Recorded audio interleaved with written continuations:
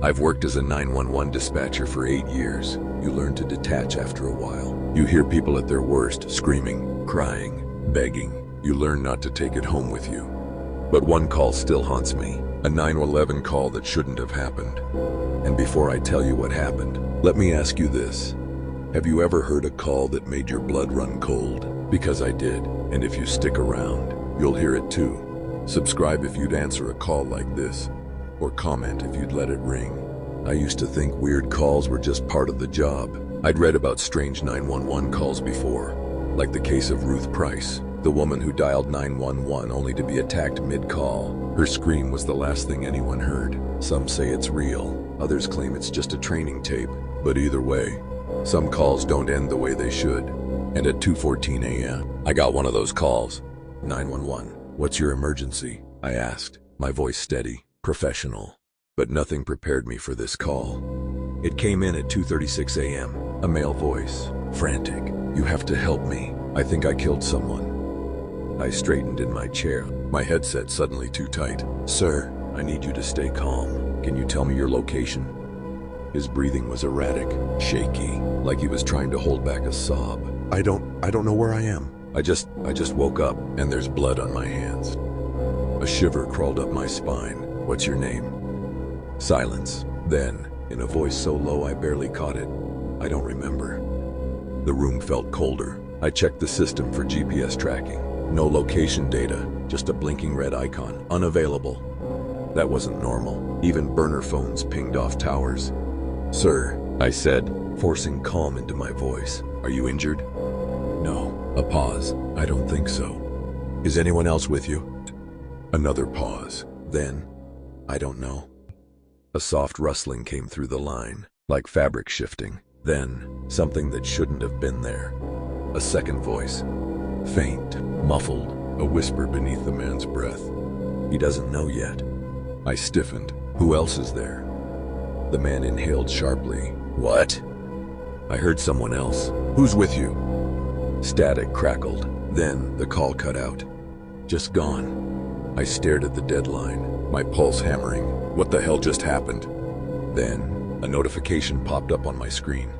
Call recording, playback available. I hesitated, then clicked. And as I listened, my blood turned to ice.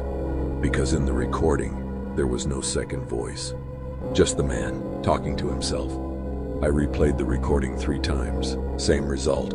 The frantic man, his panicked breathing, his trembling voice. But the whisper, the one I was sure I heard, was gone. I rubbed my temples. Maybe it was an audio glitch. Or maybe I imagined it. I checked the caller ID. Unknown number. Not unusual. But the call logs, they showed nothing. No timestamp, no duration. It was like the call had never happened. I tried tracing it manually. No luck. The system kept spitting out an error. No call data available. That was impossible. Every 911 call left a record. Every single one. A sick feeling coiled in my gut. I turned to my coworker, Dave, at the next station. Did you hear that last call? He glanced at me, confused. What call? The guy who said I stopped. My throat was dry. Never mind. I pulled up the dispatch records. Maybe someone else had reported something unusual nearby. But there was nothing. No calls, no reports, not a damn thing. Then my monitor flickered. For a split second, the call log reappeared. Incoming call, unknown. Time received, 2:36 a.m. Location. And then, right before it vanished again, a name. I barely caught it before the screen went black. But I know what I saw. James Carter. My stomach dropped. Because James Carter was dead. I stared at the screen, my fingers frozen over the keyboard. James Carter. The name shouldn't have been there. Because James Carter had been dead for 5 years. I knew his name because I had seen it before, on an old case file. He had been the victim of an unsolved disappearance. One night, he called 911, reporting that someone was inside his house. By the time officers arrived, he was gone. No signs of forced entry, no struggle. Just his cell phone, still connected to 911, sitting on the kitchen counter.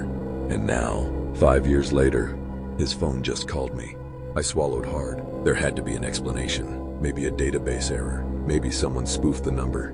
But why now? And why did the call log vanish the second I tried to trace it? I pulled up the old case report. The last thing James Carter had said to the dispatcher was, "I think he's inside. Please hurry." And then silence. The call had stayed open for 6 more minutes, but no one ever spoke again. I exhaled slowly. I needed to hear that recording.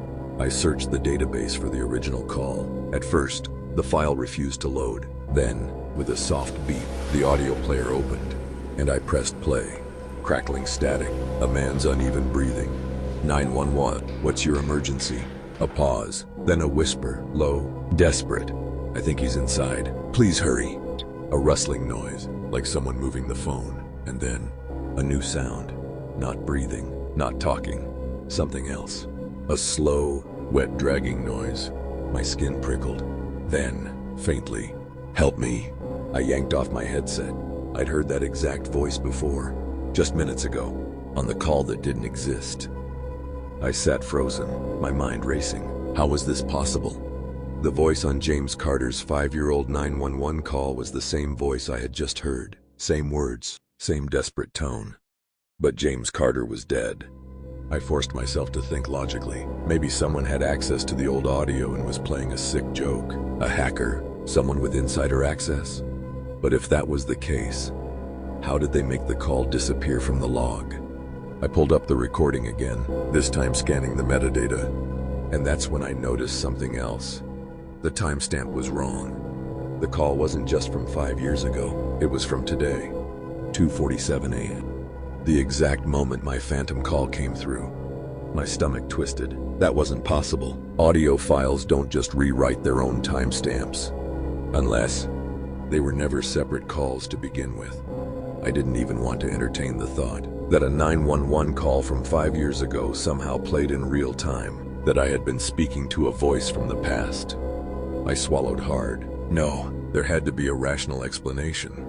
And then, my office phone rang. A sharp, vibrating buzz against my desk. No caller ID. I stared at the screen. I shouldn't answer, but I did. Slowly, I pressed the receiver to my ear. Silence. Then, breathing. And then a whisper. "You shouldn't be listening." The call cut off. My phone screen went dark. And then, a soft knock. Not from my office door, from the hallway behind me. I spun around so fast my chair nearly tipped over. The hallway was empty, but I knew what I heard. A knock, faint, deliberate. I swallowed hard, my pulse pounding. Someone was here. I reached for my office door and locked it. Click. My breath felt tight in my chest. I was probably overreacting, but something about this wasn't right. I needed to focus, think logically. I reopened the 911 system and pulled up the dispatcher logs from 5 years ago. If this was some kind of system glitch, I needed proof. I scanned through the archives, looking for James Carter's original call. And then I saw it. A wave of cold nausea hit me. The transcript had changed.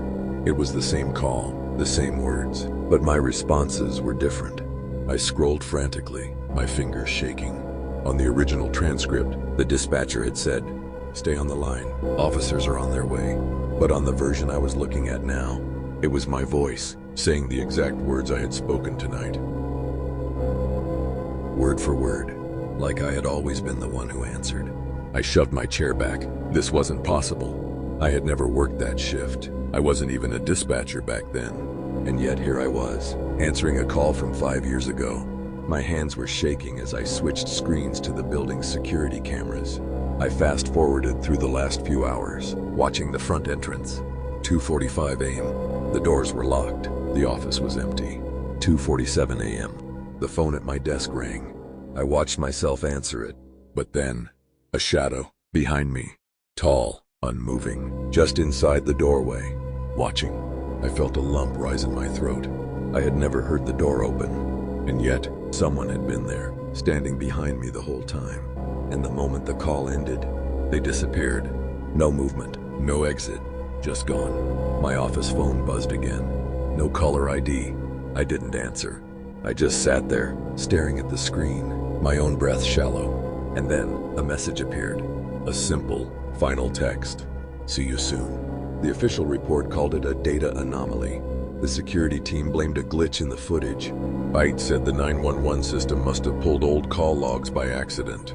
I tried to believe them, but late at night, when my shift is over, I still hear it, a faint knock from the hallway, and my phone, buzzing with a call I don't want to answer, because deep down, I know James Carter was never calling for help. He was warning me. Before you leave, ask yourself this. If your phone rang right now with no caller ID, would you answer? Because if you would, hit that subscribe button. And if you wouldn't, then like this video. Either way, someone's listening.